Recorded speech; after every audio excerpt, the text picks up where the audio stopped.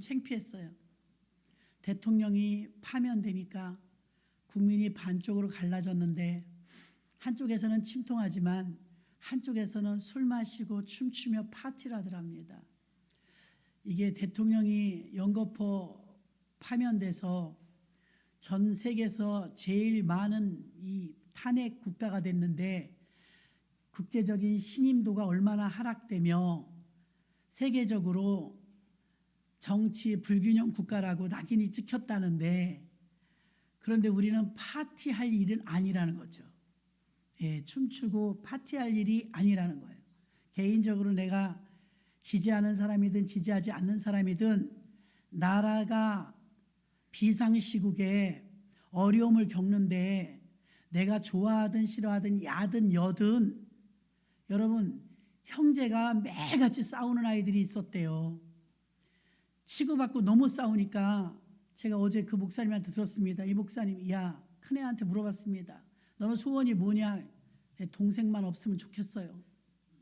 동생 없는 세상에서 좀 살았으면 좋겠어요. 그러더랍니다. 그래 동생한테 물어봤더니 똑같아요. 너는 소원이 뭐냐? 나는 우리 형만 없으면 좋겠어요. 제발 형 없이 좀 살아봤으면 좋겠어요. 자유가 그리워요. 막 그랬대요. 그런데 형이 지나가다 보니까 동생이 패거리들한테 매맞고 있는 거예요. 형이 막 달려가고 뜯어말려갖고 동생을 구출해낸 거예요. 자기들이 원수지간인 걸 잊어버린 거예요. 그리고 또 골목길을 가는데 형이 먼 산을 바라보고 있었대요. 근데 차가 뒤로 후진하는데 주차하는데 형이 못 본 거예요. 동생이 어디서 짱가처럼 나타나서 막 달려가갖고 운전석을 막 두들겨갖고 사람 있다고. 그리고 형을 공경해서 건져주더랍니다. 이게 형제입니다. 아멘. 피는 물보다 진하죠. 내가 여쪽에 있었든 야쪽에 있었든 좌쪽에 있었든 우쪽에 있었든 전라도면 어떻고 경상도면 어떻습니까? 여러분 카운트가 되면 그 다음에 하나 돼야 되는 거예요. 하나님이 원하시는 게 그래요. 그리고 분쟁이 이렇게 일어난다는 자체는 죄송하지만 교만해서예요. 교만해서. 우리는 가끔 그렇게 말합니다. 난 독립을 하고 싶어요. 부모로부터 독립하고 싶고 또 개척하고 싶고, 사실은 이 독립이란 자체가요 뿌리 깊이 내려가면요 교만이 있어요. 나는 부모 없어도 잘 산다 이거예요. 이제 안 도와줘도 된다 이거예요. 의논할 필요도 없다 이거예요. 그래서 가출하는 아이들이 잘 살 것 같아서 가출하는 거예요. 나가보니까 끼니도 해결을 못해요. 중학교 3학년짜리 여자아이가 가출을 해갖고 찾으러 가봤는데 송내역 지하상가로 다리 밑으로, 나는 찜질방이라도 가서 자고 그럴 줄 알았더니 그 미성년자는 또 12시 되면 퇴거라네요. 할 데가 없으니까 지하상가로 몰리는 거예요. 어찌어찌해서 우리 교육자랑 가서 찾아왔는데 뭐라 그런지 아십니까? 집에서 당연하게 누렸던 모든 것들이 나가니까 당연하지가 않은 거예요. 냉장고 열고 먹을 거 먹고 집에 들어가서 맘대로 뒹굴고 따뜻한 물로 목욕하고 이게 다 공짜인 줄 알았던 거죠. 이게 다 돈 내야 되더라 이겁니다. 나가니까. 그래갖고 우리가 찾으러 안 갔으면 들어올 기회도 못 찾을 뻔했어요. 친구랑 둘이 가출을 했는데 친구는 키가 커갖고요 그래도 알바를 써주더래요. 자기는 키가 작으니까 진짜 중학생 같은 거예요. 안 써주더래요. 그 돈을 못 버니까 가지고 나간 돈은 금방 다 써버리더래요. 잠자는 거 먹는 거 씻는 게 다 돈이더래요. 그 돌아오자마자 그때가 가을이었나 연시가 막 나서요. 연시를 사다 이렇게 주더래요. 허겁지겁 먹는 거예요. 외국에서 봤을 때 우리나라는 부자예요. 부자인데 또 하나 단점이 뭐냐면 교만해졌다고도 해요. 가난했을 때를 잃어버렸다는 거죠. 우리는 참 가난했어요. 어렵게 살았죠. 베트남을 가보니까요, 베트남에는요 사회주의 국가죠. 마음대로 전도 못한대요. 근데 우리는 크게 소리 질러가면서 호텔 큰 룸을 빌려갖고 예배 드렸거든요.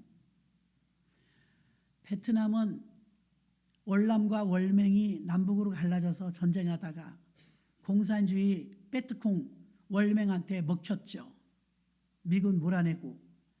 그리고 나서 사회주의 국가가 되었는데요. 그때 전쟁통에 우리나라 사람들, 우리 조금 아까 기도해 주신 장로님 베트남 가고 싶다잖아요. 거기 참전용사였으니까. 그런데 그때 전쟁을 하신 분들이 많이 돌아가셨어요. 돌아가시고 전쟁 끝나고 야, 보트 피플 얘기 들으니까요. 너무 불쌍하더라고요. 제가 캄보디아에 갔다 온 얘기 했잖아요. 선상에서 교회도 있고 집도 있는데 그 선상에서 빨래를 하는데 그 더러운 물, 화장실에서 나온 물, 씻은 물, 무한물 그걸로 다 쓰는 거예요. 딱 먹는 것만 이렇게 통으로 사다 먹더라고요. 근데 그 보트피플도 월남 때 그 사실은 캄보디아 가서 그렇게 얹혀 살지만 월남 사람들이래요. 월남 사람들. 왜 그러냐? 아니 우리는 다시 월남인으로 살겠다 그러니까 월맹이 안 받아준 거죠. 그러니까 태국으로 가도 안 받아줘. 캄보디아로 가도 안 받아줘. 그래서 캄보디아도 못 가고 태국도 못 가서 바다 위에서 사는 게 선상주택이 된 거예요. 어디도 가지 못했어요. 아, 너무 안 됐더라고요. 아직도 그렇게 살거든요. 국적도 없이. 국적도 취득 못하고 자기네 본국에서도 배신했다고 안 받아주고 나라 잃는 게 그렇게 힘들어요. 어렴풋이 옛날 흑백 텔레비로 생각이 나요. 보트피플 막 떠다니고 바다에서 얼마나 많이 죽었어요. 그렇게 많이 죽고 전쟁이 끝나고 태어난 아기들이 70몇 년생 막 이러잖아요. 지금 30대예요. 전 국민의 60% 이상이 30대예요. 실제로 제가 가갔고요. 노인을 못 봤어요. 길에서. 노인을 못 봤고 우리나라의 최첨단이고 시설 좋고 딱 인천공항 내리니까 이야, 격이 달라요. 분위기가 달라요. 정말 우리나라가 좋긴 좋아요. 베트남에는요. 호텔에서 계속 가이드가 말해요. 물건 놓고 가시면 안 됩니다. 못 보내드립니다. 왜요? 택배가 없어요. 택배 없대요, 여러분. 우리는 물건 시키면 내일 오는데. 몽골에 갔을 때 이동로 장로님과 후배 그분이 서로 연락이 돼갖고 제가 묵고 있는 숙소로 오신다 그러길래 주소 알려드렸어요. 이렇게 오시라고. 그 안수 집사님한테. 생각보다 너무 늦게 오시는 거예요. 그래서 아니 안수 집사님 밤이라 그런가 왜 이렇게 늦으셨어요? 그랬더니 길 찾기가 좀 힘드네요. 그래서 내비게이션 찍고 오시면 되잖아요. 자기 자가용 끌고 왔으니까. 몽골은 내비가 없습니다. 여러분 우리가 몽골에 내비게이션이 없대요. 우리가 너무 많은 걸 누리며 살고 있더라고요. 그래서 우리 익숙해진 거예요. 깨끗한 거에 익숙하고 맛있는 거에 익숙하고 그러다 보니까 좀 가난하고 동남아시아 지역에 사는 사람들 보면 조금 우리가 홀대하는 경우도 있죠. 그거 아닙니다. 지금은 얼마나 많이 발전했는지 베트남도 제가 지난번 갔을 때는 이번에는 또 틀려요. 굉장히 많이 발전했더라고요. 근데 베트남은 전 세계에서요 제일 젊은 나라예요. 우리가 얕잡아 볼 수가 없어요. 근데 우리나라에 도착하니까 공기도 좋고 기술력도 좋고 건물도 좋고 다 좋은데 노인이 많아요. 10대부터 30대까지가 160만 명이에요. 1600만 명. 그리고 30, 40, 50, 60 모두 똑같아요. 나머지 이제 80, 90 그리고 어린이들이죠.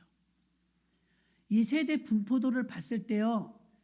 1, 2, 30 세대가 다음의 주역이잖아요. 다음 세대를 이끌어 나가야 되는데 빚더미에 올라앉았어요.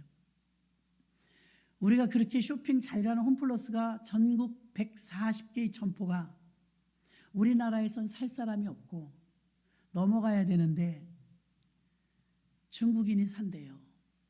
계약은 아직 안 했고요. 아주 헐값에. 얼마나 어렵게 읽어놓은 건데요. 그것뿐이 아니에요. 기업은 더해요.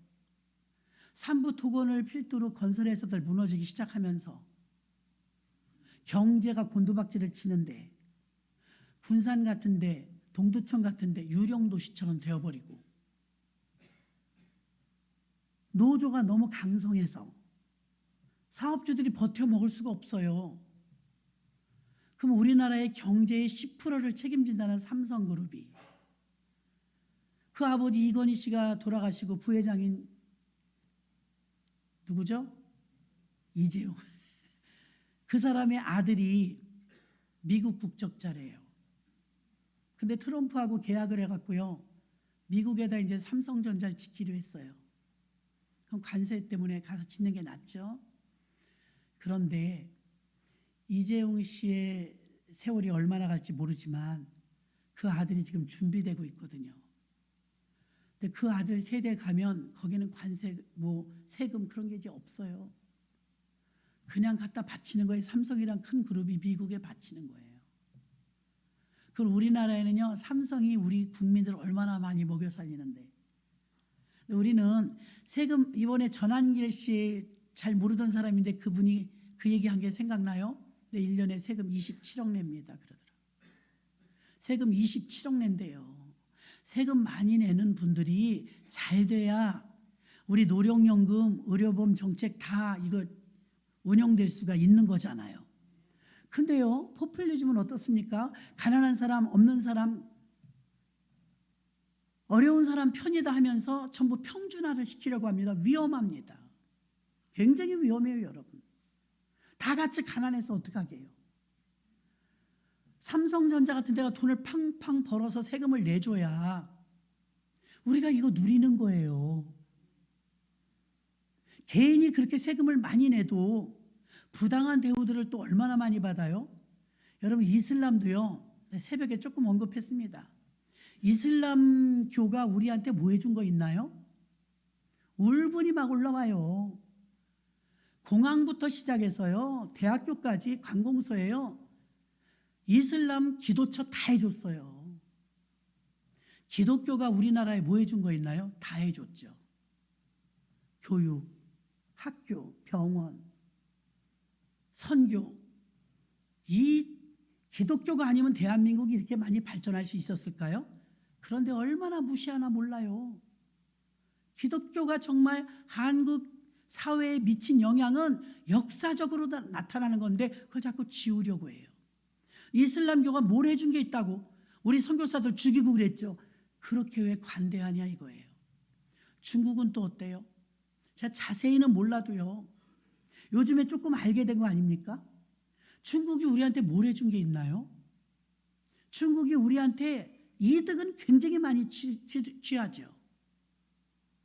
건강보험, 실업급여, 또 집을 살 때 세제 혜택, 학교 들어가면 기가 막힙니다. 우리 교회요, 서울대 가신 분, 우리 손주 중에 한 분 있죠? 김수영 성도님. 서울대, 연대, 고대 들어가기 하늘의 별 따기입니다.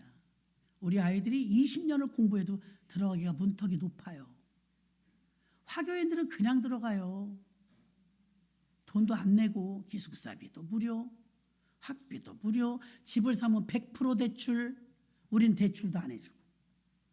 이런 불공정한 사회를 왜 만드냐 이거예요. 너무너무 속이 상하는 거예요. 그리고 우리 본국인들은 뼈 빠지게 고생합니다. 초등학교 가봐요. 19명, 20명이 한 학급인데 반장이 중국이에요. 건설 현장에 가봐요. 건설 현장에 소장님이 높은 거거든요. 소장님이 중국 사람이에요. 그 밑에서 일하는 잡부들은 한국 사람이고요. 자존심이 좀 상해야 돼요, 여러분. 근데 그런 자존심은 안 세워요. 그리고 유치원 같은 데도 들어보니까 그래요. 유치원, 국공립 유치원을 들어가면 굉장히 싸고 시설도 좋고 혜택도 좋아요. 일반 우리 대한민국 일반 가정에서는 하늘의 별 따기예요, 들어가기가. 예를 들어서 제가 정확히 모르지만 10명을 정원 모집한다. 10명. 그럼 10명을 우리 한국 아이들이 들어가는 게 아니에요. 1명 들어가요, 2명이나. 그것도 100대 1, 200대 1 해서. 왜 그렇게 구조적으로 만드냐 이거예요. 그리고 화교인들은 그냥 들어가요. 혜택 다 받고요. 탈북민이나 외국인들이 오셔서 우리가 친절하고 다정하고, 여기서 외국인 아니면 지금 농사를 못 짓는다고 합니다. 고맙죠. 그런 거는 다 고마워요.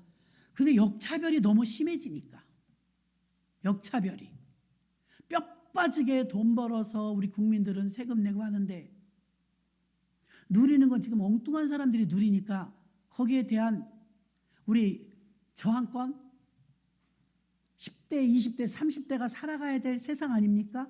솔직히 아스팔트에 나가신 어르신들은 살아야 앞으로 얼마나 살겠어요? 남은 후손 때문에 울분이 터지는 거잖아요.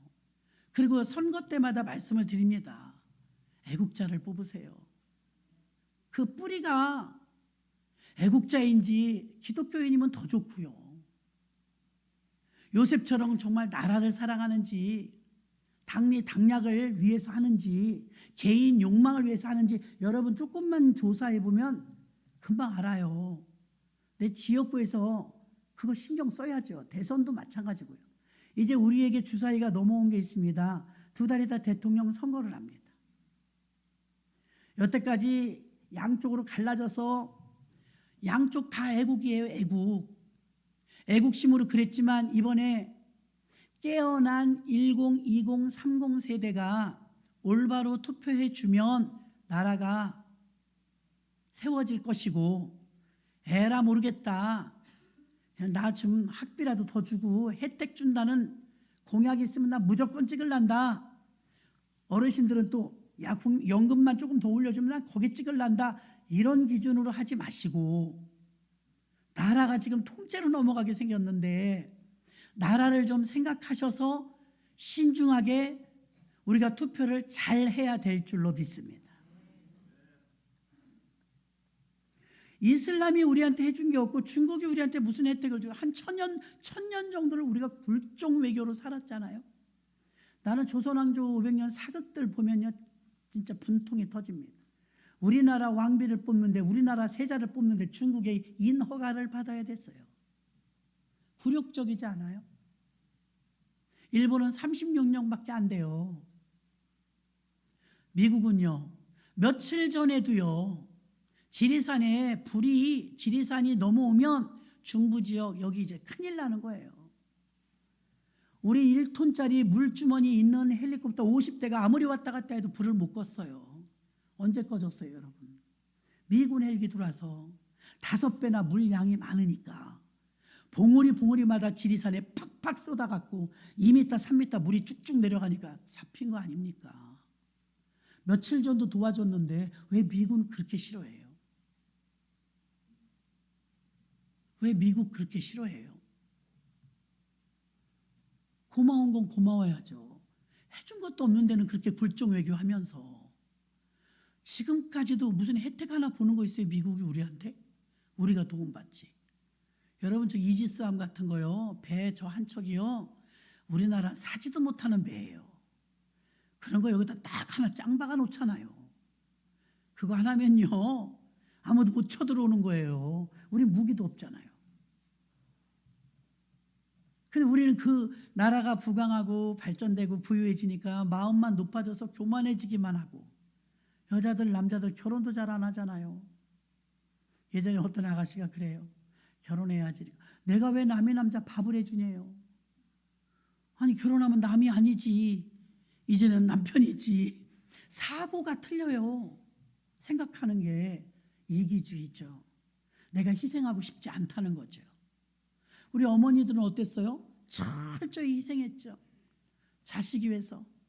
그래서 오늘날 나라가 이렇게 번창하고, 우리 유공자들이나 참전용사나 이런 분들한테 무슨 혜택 주는 거 많아요?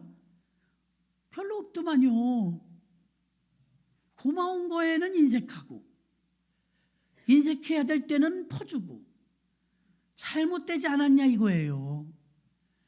로마서의 10장 14절의 말씀처럼 전하는 자가 없이 어찌 들으리요 그랬어요.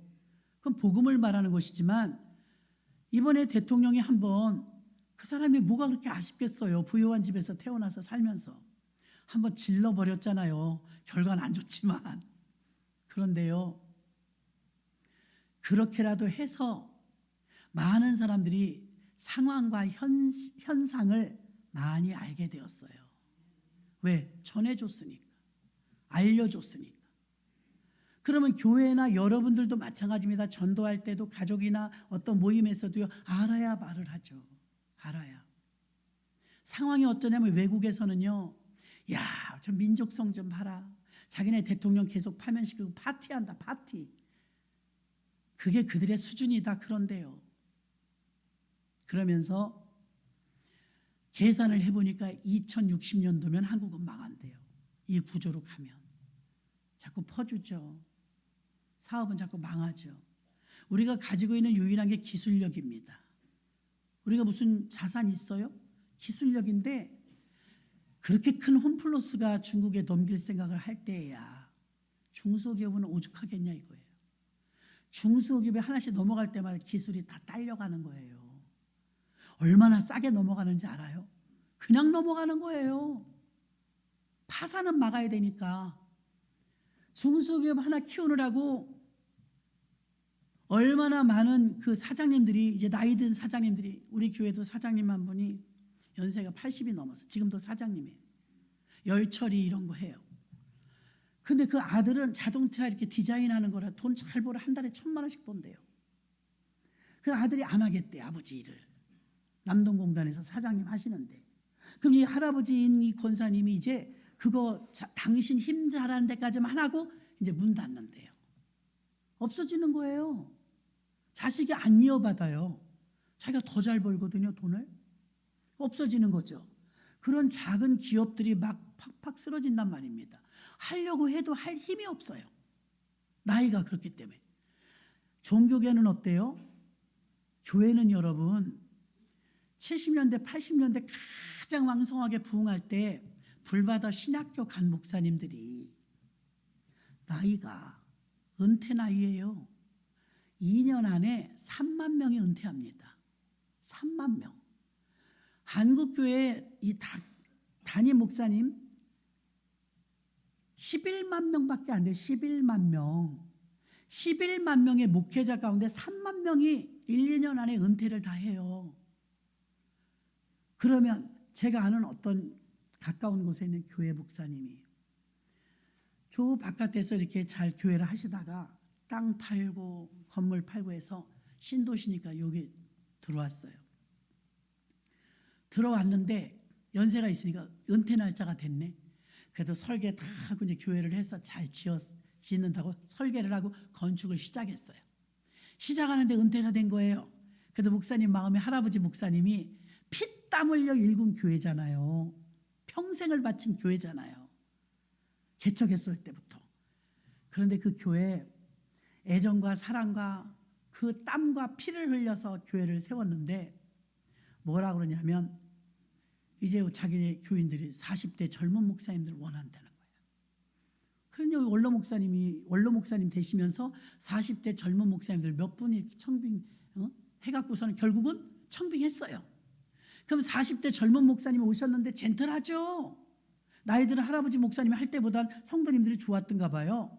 막 좋았는데 젊은 목사님 또 이게 꿈이 크다 보니까 원로 목사님들 목사님 앞으로 교회가 지금 신도시다 부흥하고 그럴 텐데 이왕에 짓는 길에 조금 더 증축해서 크게 졌으면 좋겠습니다.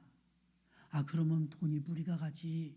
난 빚 안 지고 이렇게 짓는 건데 빚 조금 지고 이렇게 짓게 하느라고 내가 이렇게 한 건데 우린 있던 교회 건물까지 다 팔아서 우린 빚이 적지 않은가. 그냥 그대로 하지. 할아버지 목사님이 그러니까 젊은 목사님 아니에요. 이제 앞으로 더 부흥하면 못 들어옵니다. 사람들이. 그러니까 지금 짓는 길에 좀 더 크게 지어야 되니까 설계 변경을 하겠습니다. 그 목사님 반대하셨는데도 이제 현역이니까 새로 오신 담임 목사님이 이렇게 바꿨어요. 설계를. 용도 변경. 해갖고 멋있게 지었어요. 다 지었는데 이제 성도들이 빚이 있으니까 싫은 거예요. 성도님들은 많지 않은데. 빚이 버거우니까 여전히 고향 같았던 할아버지 목사님을 추종하는 사람이 반대고 젊은 목사님 오셨으니까 젊은 목사님을 추종하는 사람이 반대고 교회가 분열이 시작되는 거예요. 분열이 시작되니까 이 젊은 목사님이 전도지도 많이 뿌리고 했거든요. 뭐라 그러냐면, 목사님, 나는 우리 성도님들이 나를 원하지 않는다면 내가 여기 있을 필요 없습니다. 가버렸네. 그만두고. 그러니 이 할아버지 목사님은 원로 목사님도 어떻게 할 바를 몰라갖고 막 어찌 하다가 어떻게 된지 아십니까? 두 쪽으로 갈라져 갖고 지금 상가에서 해요. 상가에서. 그러니까 나이 드신 목사님은 눈물과 기도와 금식으로 교회 세웠고요. 젊은 목사님은 자기가 희생이 들어간 게 별로 없으니까 털고 가는데도 별로 아까울 것도 없는 거예요. 책임감은 없는 거예요. 그 다음에 새로운 목사님이 또 오신 거예요. 그래도 안 돼서 결국은 갈라지게 되어서 어디 상가에서 하신다고 하더라고요. 그리고 건물은 매각했죠. 감리교회. 여러분 이제 그 2년 안에 은퇴하실 3만여 명의 목회자님들이 눈물의 종들이에요. 한국교회를 일군 눈물의 종들. 그분들이 한꺼번에 다 은퇴해요. 이제. 그러면 이제 신진 세력들이 들어와서 열심히 하겠죠. 잘하겠죠. 그리고 이제 더 많은 기회가 생겼다고 좋아하겠죠. 그러나 양을 사랑하는 마음만큼은 그 개척하신 분들을 못 따라갑니다. 세상 없어도 못 따라가요. 세련되지는 못한지 모르지만 애정이와 사랑과 그 목양의 마음은 못 따라가는 거죠. 그래서 한국 교회도 문제예요. 목회자들 대거 퇴출되게 생겼으니까요. 기업은 기업대로 하나하나 그렇게 불 꺼져 버리면 우리 기술력이 재산인 우리나라가 기술력 다 빼가면 그때는 빼가는 게 아니라 사가는 거예요. 공장 하나하나 인수하다 보면 기술 다 가져가는 거예요. 우리 게 없어지는 거예요. 그러니 우리가 자산도 없고 눈만 높아져서 사는 수준은 높고 앞으로 우리 후손들이 살아야 될 우리 대한민국이 너무 불을 보듯 빡빡하단 말입니다. 그래서 나이 드신 분들도 지금 옛날엔 고생하셨고 저희 어머니도 그래요. 한창 바쁠 때는 소원이 뭐였냐면 푹 좀 자는 거였대요. 마음 놓고 하루 이틀 좀 푹 잤으면 좋겠다. 그럴 여유가 없이 사신 거예요. 산업의 역군으로. 하루 이틀이라도 좋으니까 좀 푹 좀 잠 좀 잤으면 좋겠다. 그게 소원이었대요. 지금은 시간이 너무 많다는 거예요. 자식들은 바빠갖고 놀아주지도 못하죠. 어르신들이 지금 시간이 많거든요. 제가 제안합니다. 하실 일이 있어요. 무너져가는 대한민국. 사태를 알았으니까 나이 드신 권사님들이요, 이 집사님들이요, 집에 계시지 말고 교회 오셔서 이 나라 살려달라고, 공산주의로부터 막아달라고, 다음 세대가 살아나갈 수 있는 든든한 나라가 되게 해달라고, 하나님이 꼭 지켜달라고 기도하시기 바랍니다. 우리가 할 일은 그것밖에 없어요. 여러분, 우리가 정치를 할 거예요? 뭘 할 거예요? 걱정은 되잖아요. 우리 후손들이 살아야 될 나라니까. 기도하셔야지. 막 여기저기 다니면서 놀러 다니고 수군거리고 말질하고 이러지 마시고, 나이 드신 분들은 이제 나라와 민족을 위해서 정말 내가 그동안 잘 살았잖아요. 그 연금 받잖아요. 연금값 하셔야지. 당연히. 그래서 나라와 민족을 위해서 기도해 주시기를 참으로 부탁을 드립니다.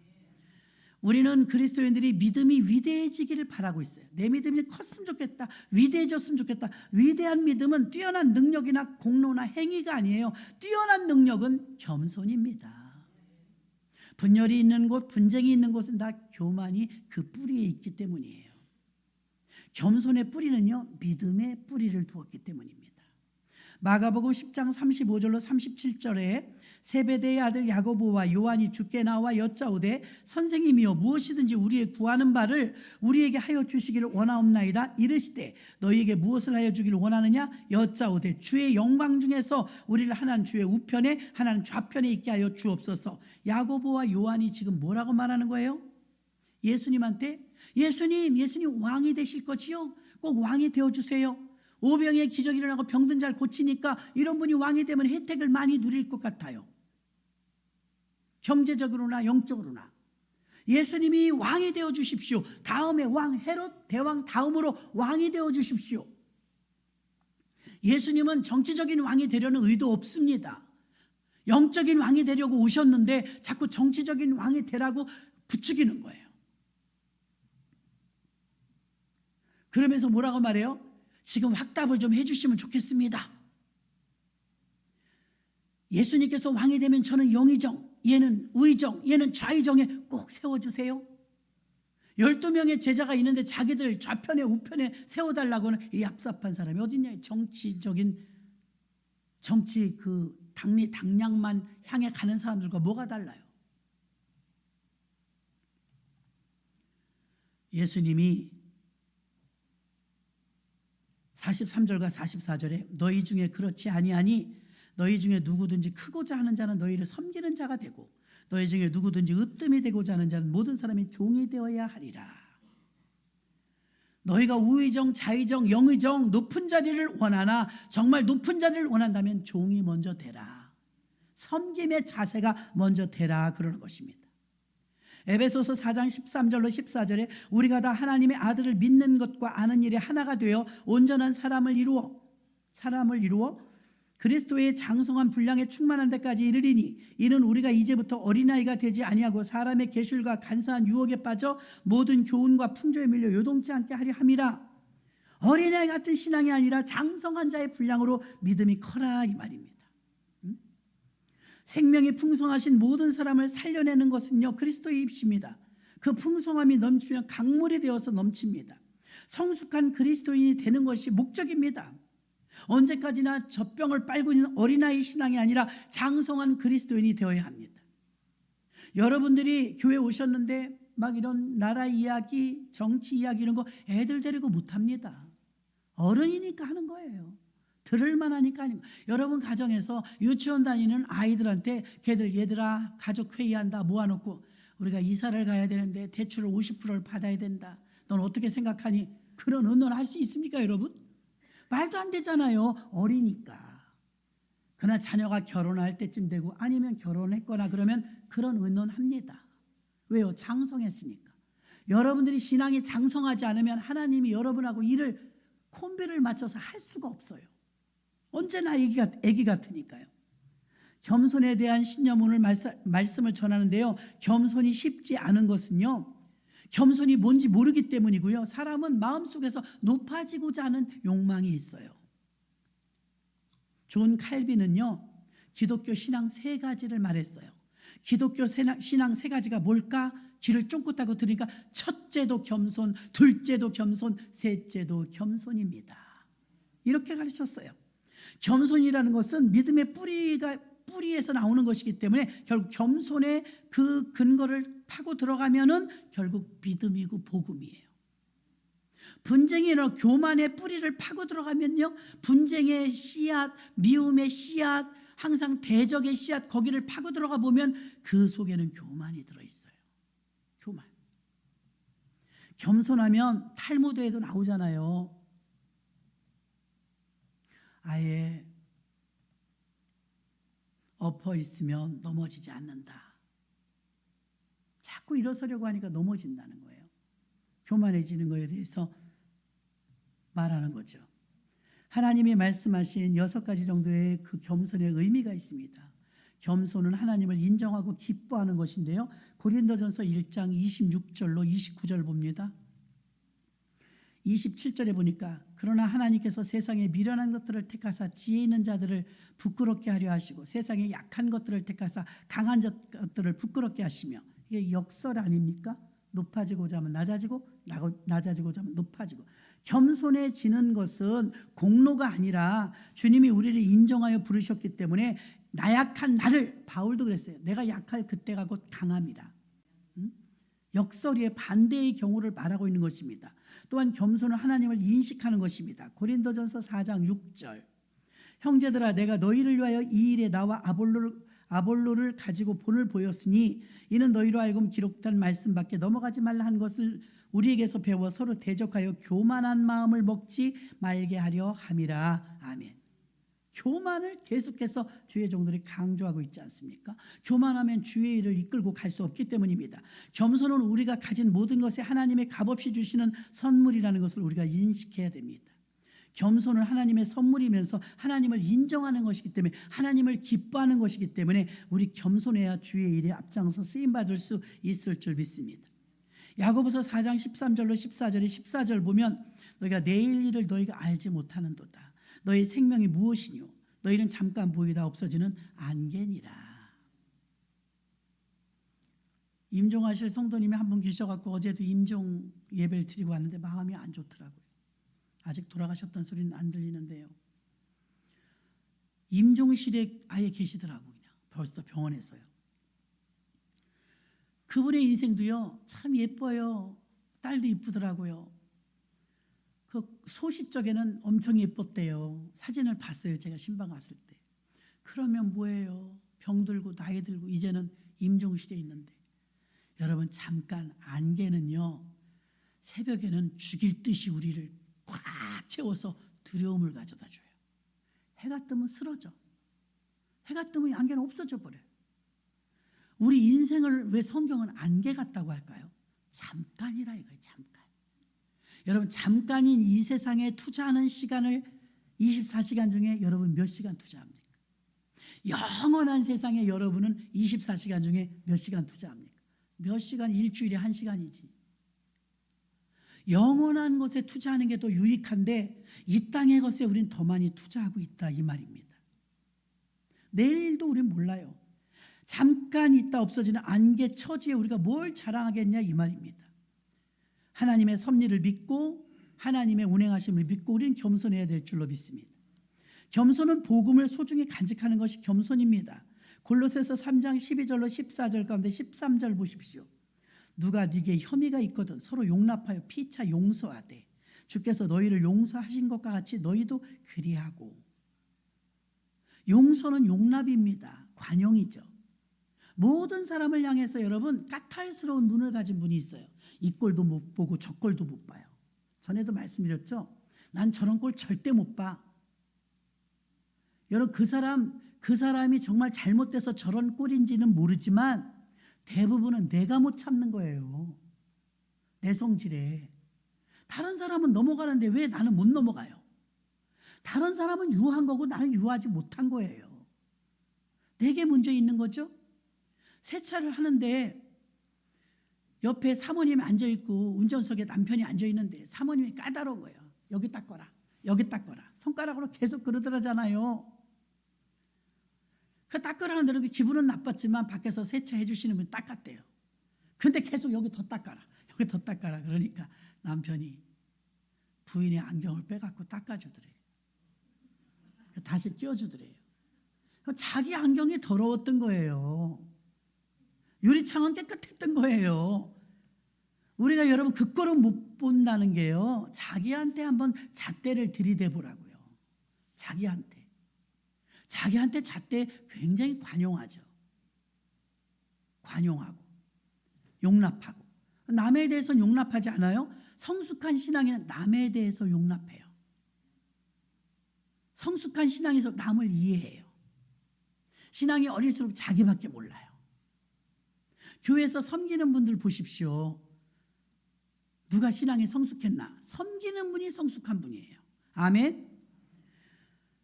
그래서 피차 서로 용납하라, 관용하고.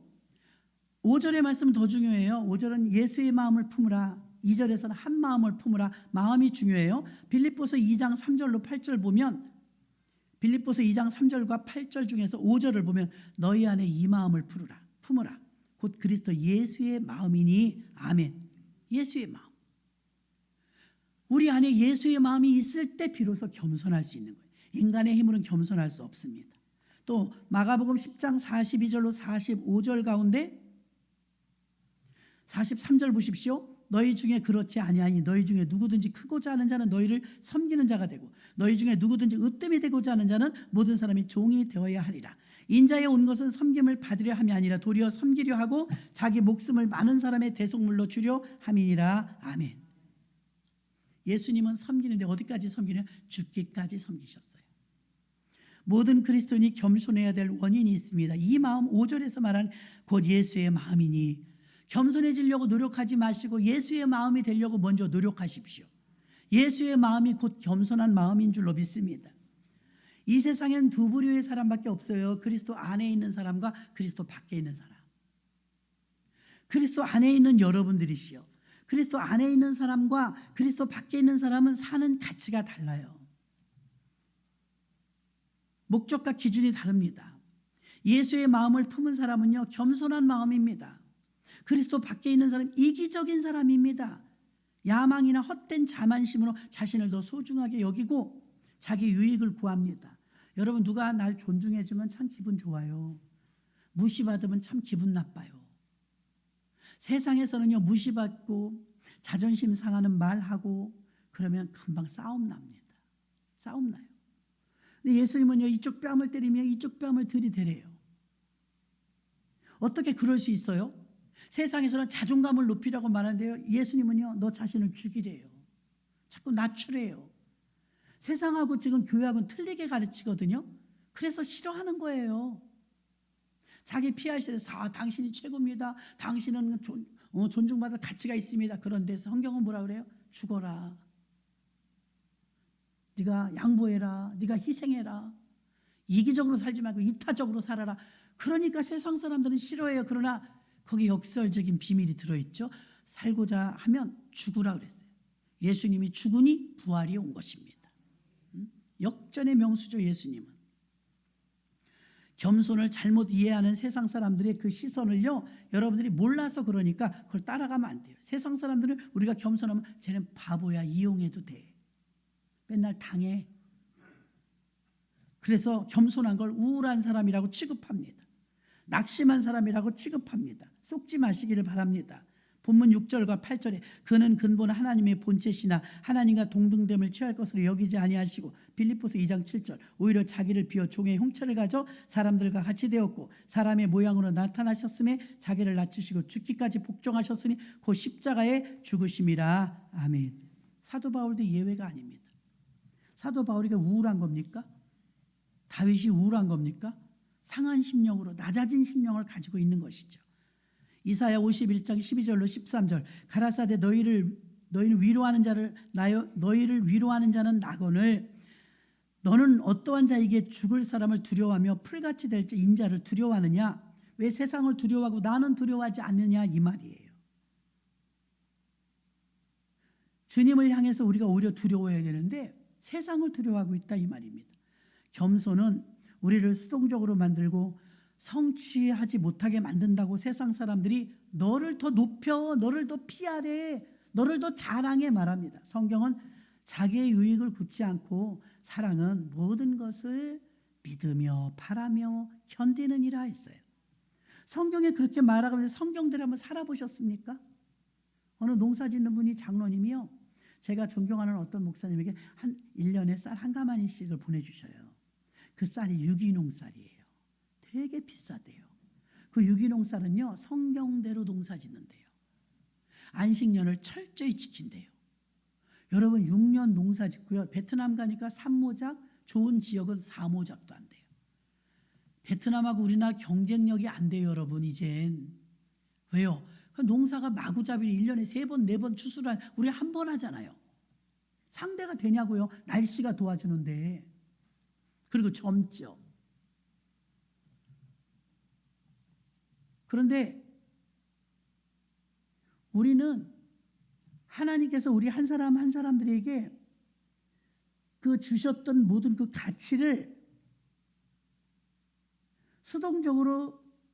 그걸 수동적으로 하려고 합니다. 하나님께서 우리에게 그 자원하는 마음으로, 기쁜 마음으로 하면 더 많은 것을 얻을 수 있도록 해주실진데 그러지 못할 때가 많다는 것입니다. 오늘 빌립보서의 말씀은요, 예수님의 마음을 가지라. 주의 마음을 품으면 겸손해진다. 분쟁이 일어나는 곳 배후에는 교만이 자리 잡고 있다. 교만한 자는 하나님이 대적하시고 겸손한 자는 은혜를 주셔서 높이십니다. 하나님은 겸손한 자와 함께 하시는 줄 믿습니다. 모든 이름 위에 뛰어난 이름에 대한 겸손, 모든 무릎을 예수 이름에 꿇게 하신 겸손, 모든 입으로 예수 그리스도를 주라 시인하게 하신 겸손을 통해 하나님 아버지께 영광을 돌리는 예수님의 마음을 닮은 우리 충원의 가족들이 되시기를 주의 이름으로 축원합니다.